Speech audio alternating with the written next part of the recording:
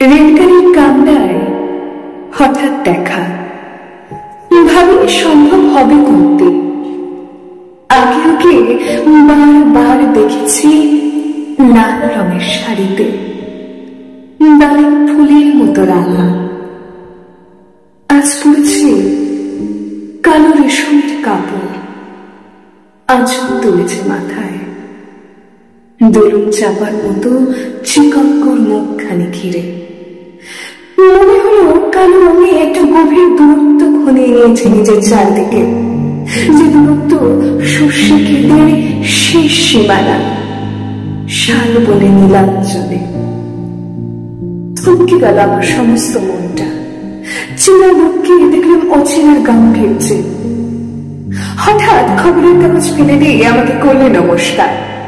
সমাজবিধির পথ গেল খুলে।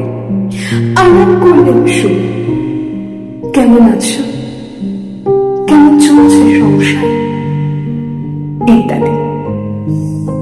সে রইল জানলার বাইরের দিকে চেয়ে, যেমন কাছে দিনের ছোঁয়াচ পার হওয়া চাকুনিতে। দিলে অত্যন্ত ছোট দুটো একটা জমা, কোন টাকা দিলেই না। বুঝিয়ে দিলে হাতের অস্থিরতায় কেন এসব কোথায়, এর চেয়ে অনেক ভালো চুপ করে থাকা। আমি ছিলাম অন্য বেঞ্চিতে ওর সাথীদের সঙ্গে।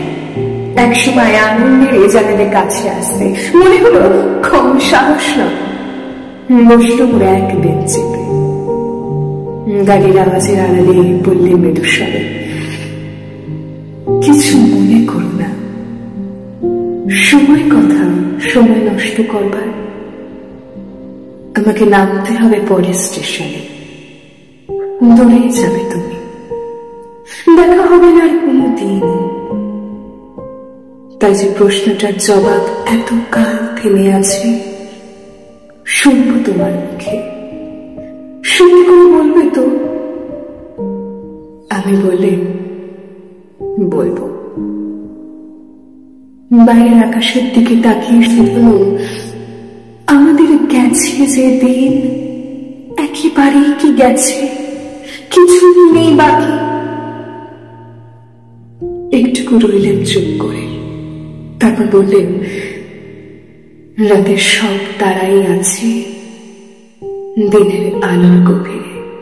খটকা লাগলো, কে জানি বানিয়ে বললেন নাকি। ও বলে, থাক এখন যাও দেখে। সবাই নেমে গেল পরের স্টেশনে। আমি চলে